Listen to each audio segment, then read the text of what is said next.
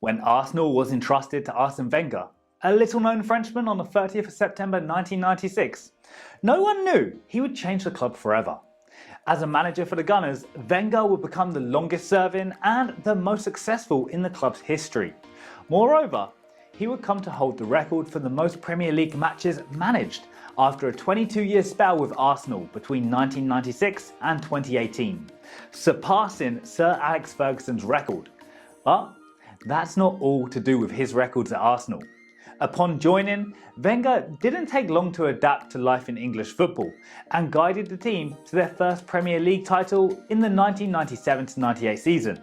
In 2001-02, he repeated the feat before making history in 2003-04 as the Invincibles went unbeaten throughout the entire league campaign on their way to sealing a third Premier League crown. Beyond his triumphs on the Arsenal pitch, his legacy stretches to the revolutionising of English football through changes to scouting, players' training and diet regimes that revolutionised Arsenal and aided the globalisation of the sport in the 21st century. It's undoubtedly hard to fit all about this football legend in this video, but we'll try. In today's episode, we look back at Arsene Wenger's Arsenal, highlighting 5 historical moments and events during the French Revolution of the club. Stay tuned. Hello and welcome to Yama UAE, where we cover everything football, from transfers and injuries to possible lineups for upcoming matches and more. If you're into this type of content and always crave factual information on football, please subscribe to the channel, like and share.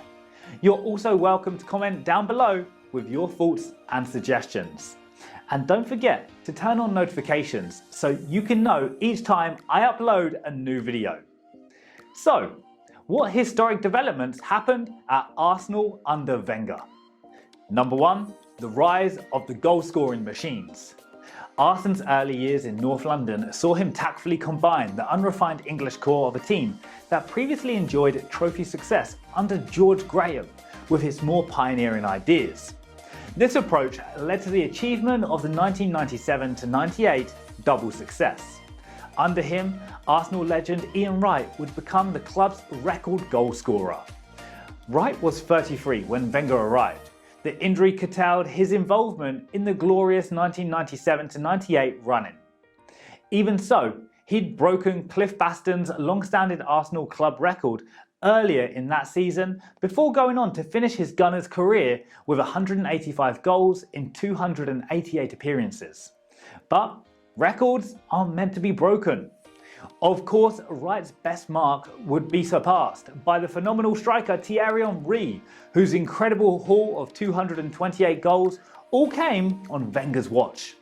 Overall, there were 5 goal-scoring machines during Arsene's time, with Robin van Persie next on the list with 132 before his controversial move to Manchester United in 2012. Theo Walcott 108, Olivier Giroud 105 and Wright's one-time strike partner Dennis Bergkamp 102 were the other men into 3-figure goal tallies when Wenger managed the Gunners. Number 2. Triumphs at Old Trafford. Old Trafford, home of Manchester United, was often an unhappy hunting ground for points. One of the forgettable games at the grounds was in August 2011 when Arsenal suffered an 8-2 defeat. This was Wenger's worst game in terms of goals conceded and joint heaviest by margin. At the time, the Red Devils were under Arsene's great rival, Alex Ferguson, so such defeats were indeed hard to take in. That's why, when the wins came, they were seismic for the Frenchmen and the Gunners fans alike.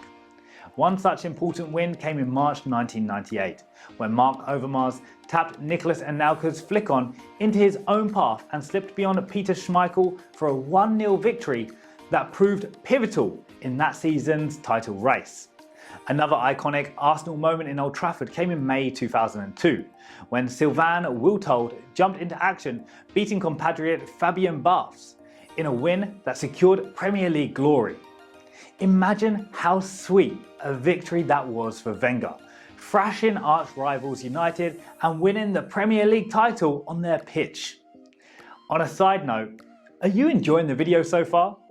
If yes, support our channel by subscribing and hitting the thumbs up button.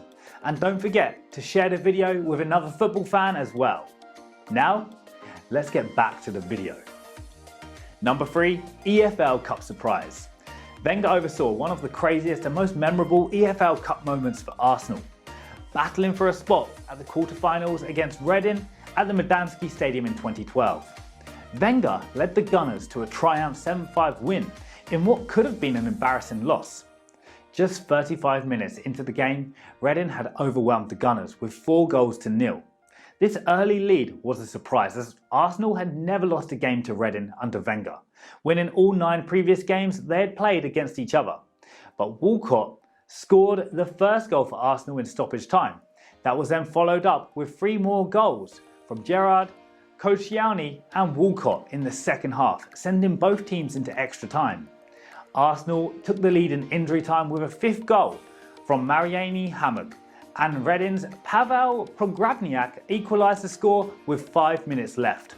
Late into the match, Walcott scored a late goal to complete his hat-trick, with Hammock scoring his second goal to solidify Arsenal's win. The match is one of only 2 where Arsenal scored a record 7 goals, with the other being 1993-94 7-0 win against Standard League. It was also the first time the Gunners had come back from 3 or more goals trail to win a match.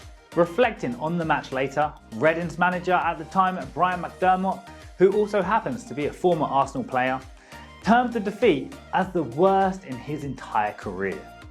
Number 4, sour relations with the self-proclaimed special one, Mourinho.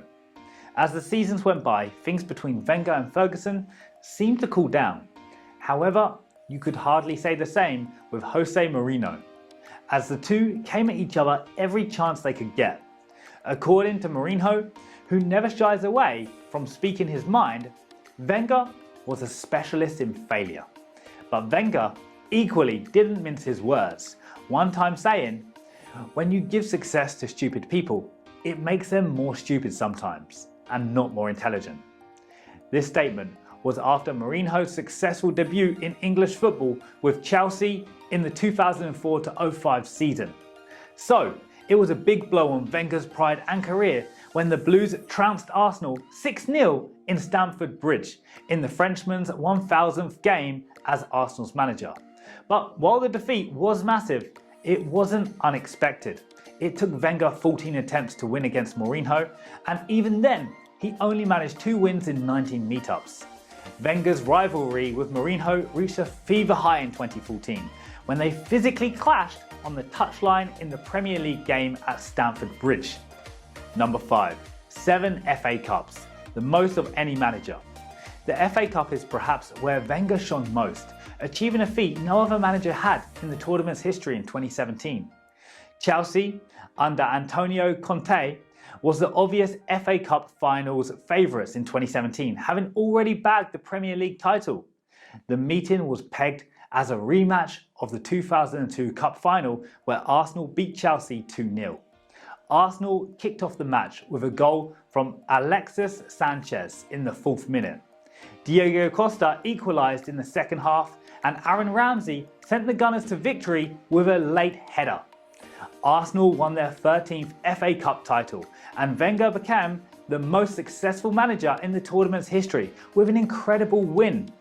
He again led the Gunners in their 14th FA Cup title in 2018, in what would be his last trophy with Arsenal. While Wenger's performance in the Premier League dwindled in his later years, with Arsenal finishing 6th place in his final season, his successes, at least in the FA Cup competition, cemented his more than 2-decade-long tenure at Arsenal. Enjoying the video? Click the like and share buttons.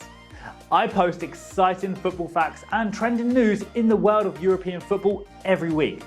So, subscribe and hit that notification bell to get notified when I upload the next one. I also love hearing from you. What Wenger moment impressed you the most? Leave me a comment down below and let's keep talking. Until next time, bye.